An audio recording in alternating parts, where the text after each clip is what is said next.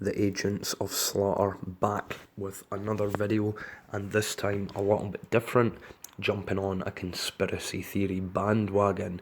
This one stating that the Queen Elizabeth I was actually an imposter in drag, apparently.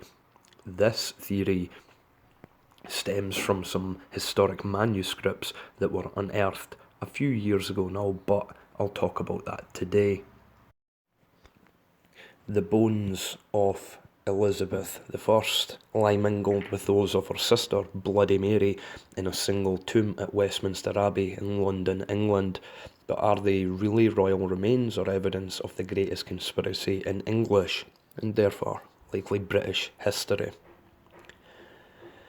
If that is not the skeleton of Elizabeth Tudor, the past 4 centuries of British history have been founded on a lie. According to a controversial book, the lie began on an autumn morning 470 years ago when panic swept through a little group of courtiers in a manor house in the Cotswold village of Bisley in Gloucestershire. The king at the time, Henry VIII, what a fucking tyrant, was due at any hour. He was travelling from London in great discomfort, for the 52-year-old monarch was grossly overweight and crippled by festering sores. Sexy. He was off to visit his daughter Elizabeth.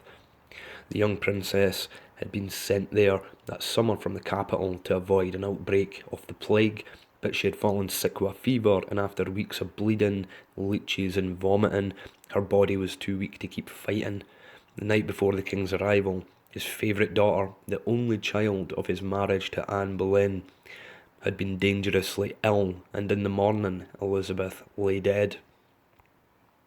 Elizabeth's governess, Lady Cat Ashley, and her guardian, Thomas Parry, had good reason to fear telling the king this awful news.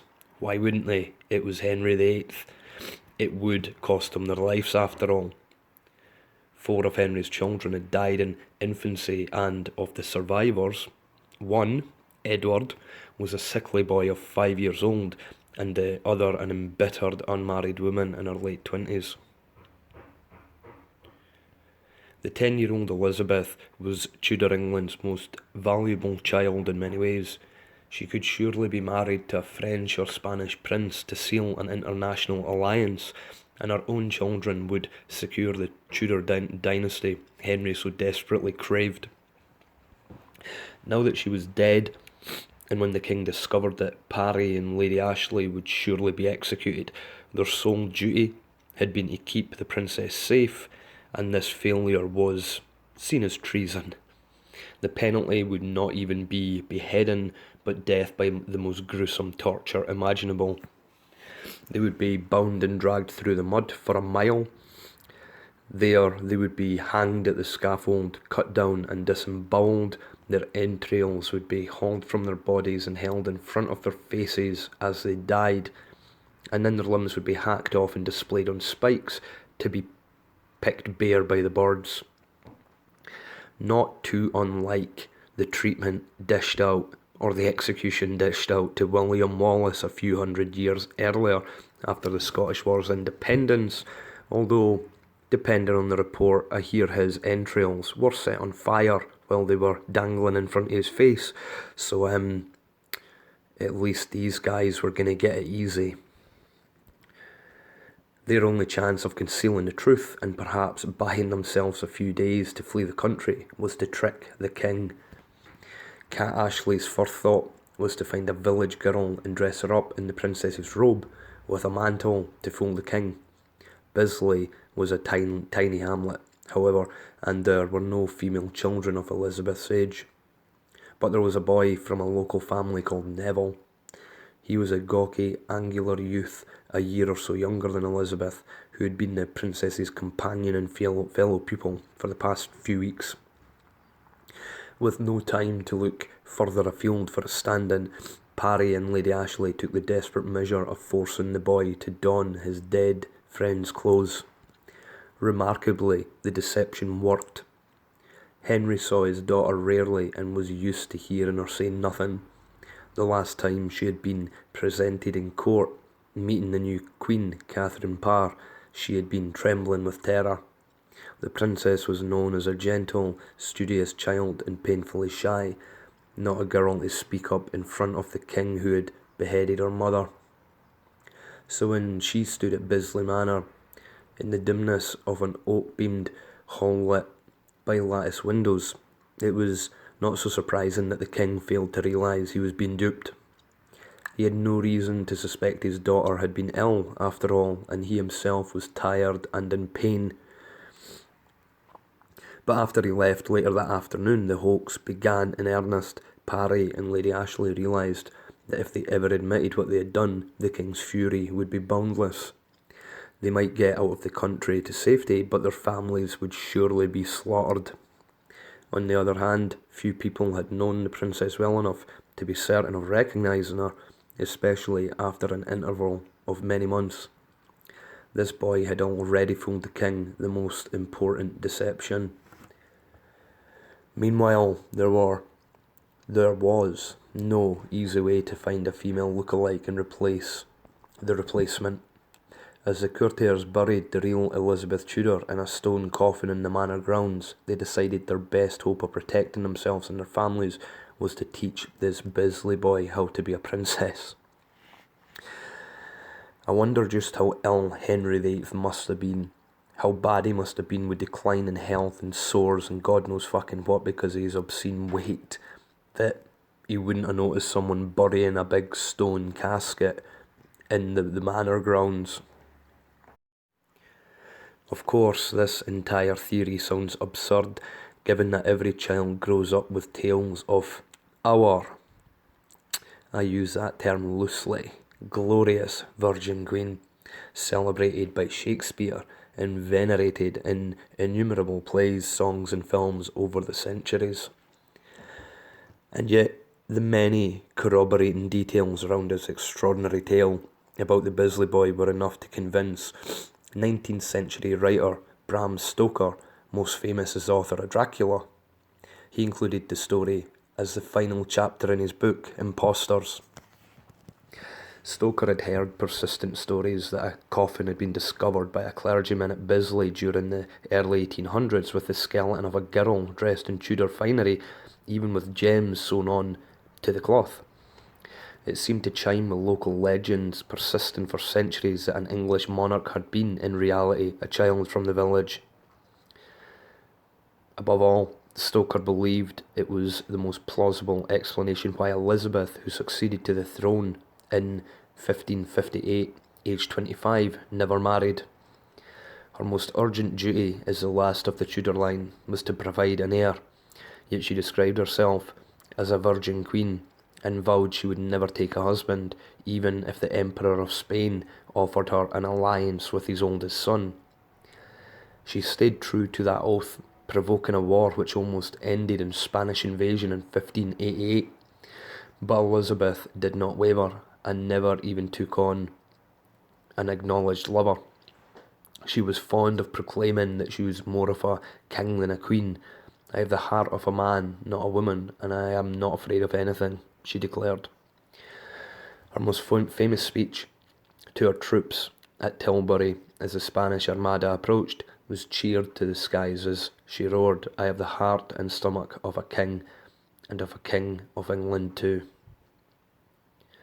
American author Steve Berry believes Elizabeth could have been telling the literal truth, that she had the heart of a man because her body was male.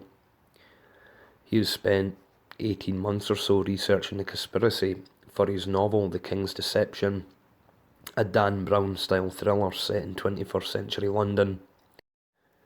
For Berry, who has written 12 thrillers, the trail began with a chance question during a tour of Ely Cathedral in Cambridgeshire a whole bunch of years ago. I always ask if there are any secrets or mysteries, and the guide told me there's nothing at Ely, but I've heard an incredible rumour in the Cotswolds.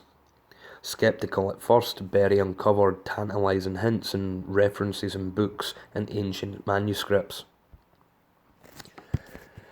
When the princess reached her teens, for instance, she was assigned a tutor named Roger Ascham, who was puzzled by her behaviour.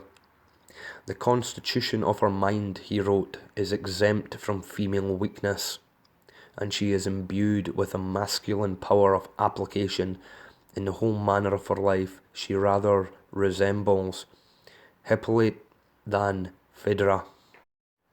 I'm not entirely sure what would have been made of that little excerpt had it been written in the last few years to make such a non-progressive statement as one to imply that there is a fundamental female weakness.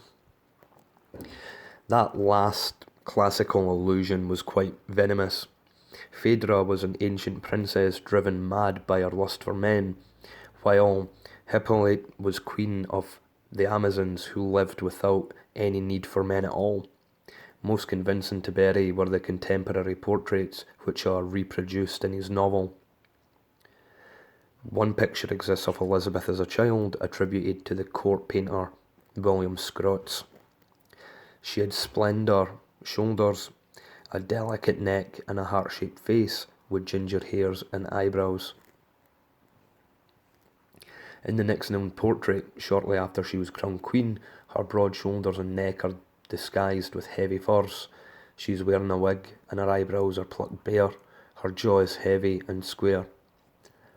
All subsequent pictures of the queen were painted to an ideal, showing Elizabeth as she wished to be seen, not as she was. That's very modern of her as well. It's like Photoshop without Photoshop. You vain bitch. Even the official portrait commissioned after her death by her chief advisor, Sir Robert Cecil, conformed to what was known as the Mask of Youth, the idealised face of the monarch, which never aged.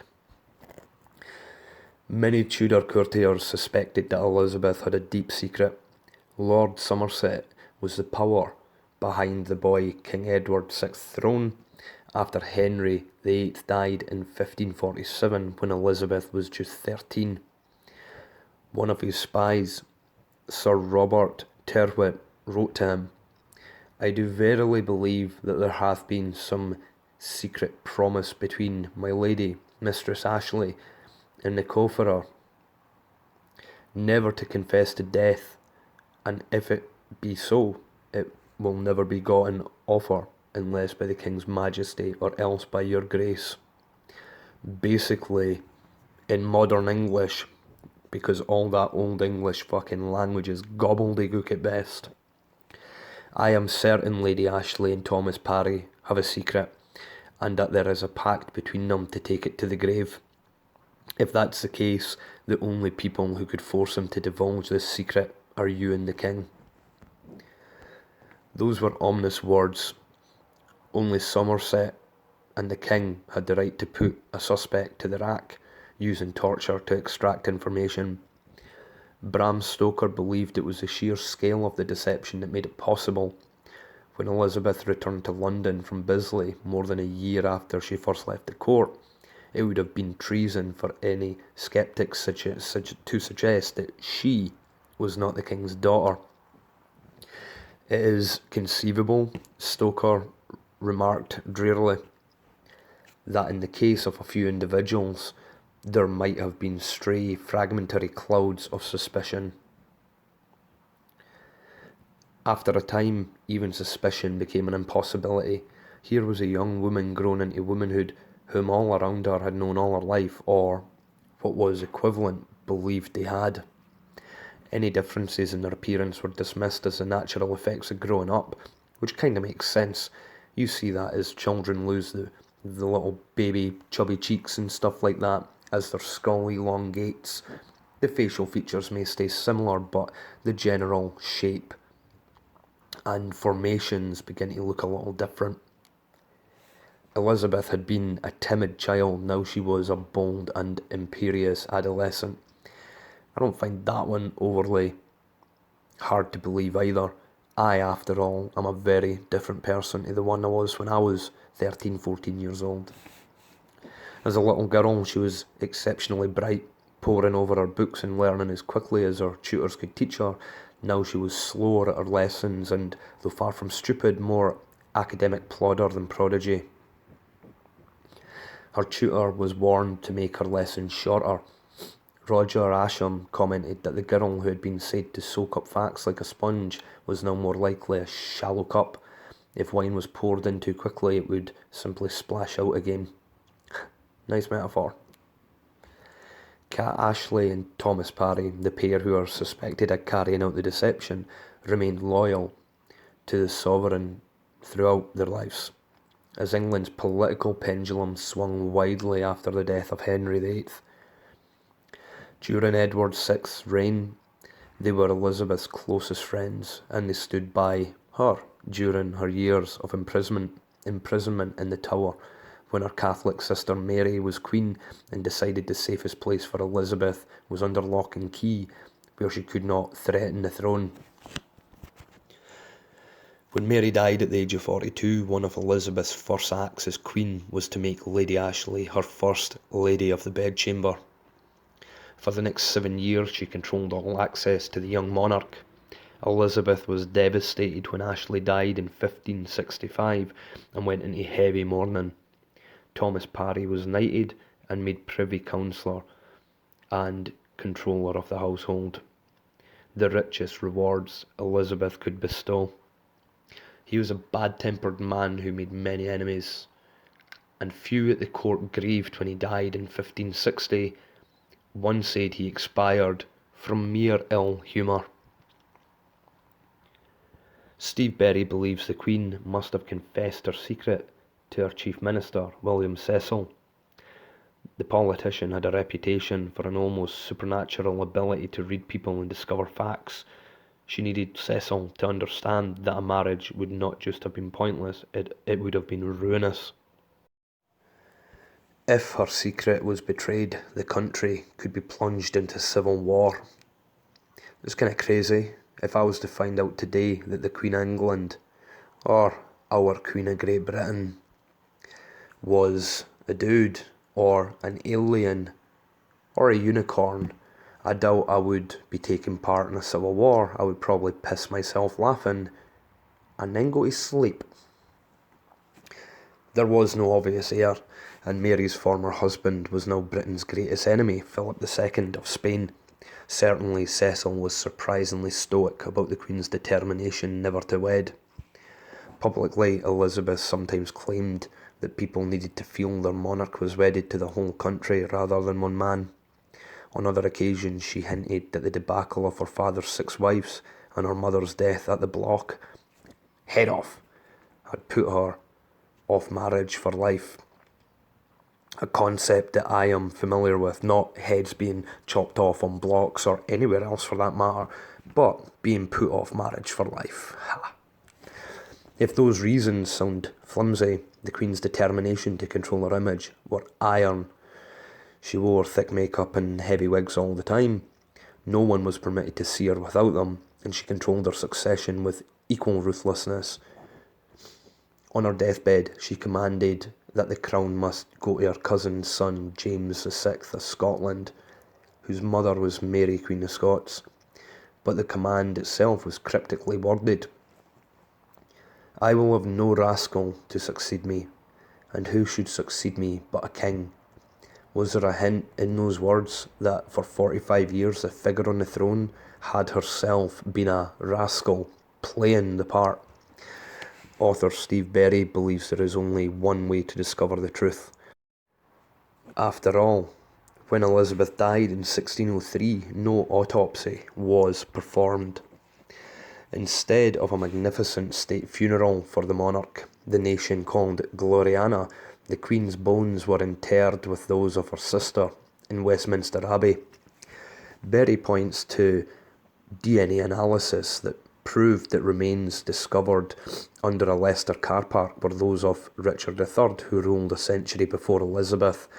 Such high-tech methods would not even be necessary to establish whether the bones in the Abbey tomb were all female or whether a male skeleton was buried there. Elizabeth's grave has never been excavated, the remains have never been tested, and I do imagine that this is one conspiracy theory that might just sail on and simply be forgotten. As intriguing as it might be to hear about certain excerpts of manuscripts and certain apparent quotes by people of the time that could imply there was deception and a cover-up, it does seem perhaps far-fetched. Perhaps, more likely, it is just a simple case of Elizabeth being traumatised at seeing her mother Anne essentially being sentenced to death for being unable to produce a male heir. She was executed on false charges of incest, adultery, witchcraft and conspiracy against the king. That good old dude, Henry VIII, who had a penchant for collecting heads.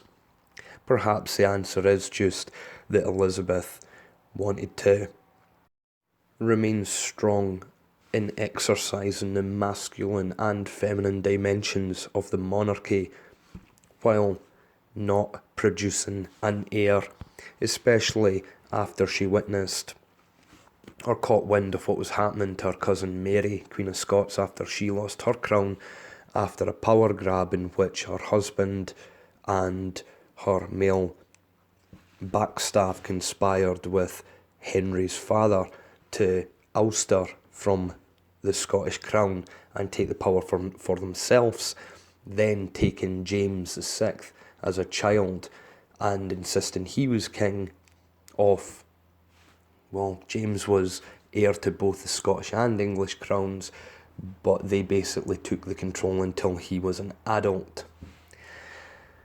The great game of politics. In another crazy, or maybe the most crazy fucking aspect, Elizabeth dying at 69 years old, a virgin, sounds absolutely fucking hideous. Maybe the only other thing to say is, what would anyone think on this? What does anyone think on this?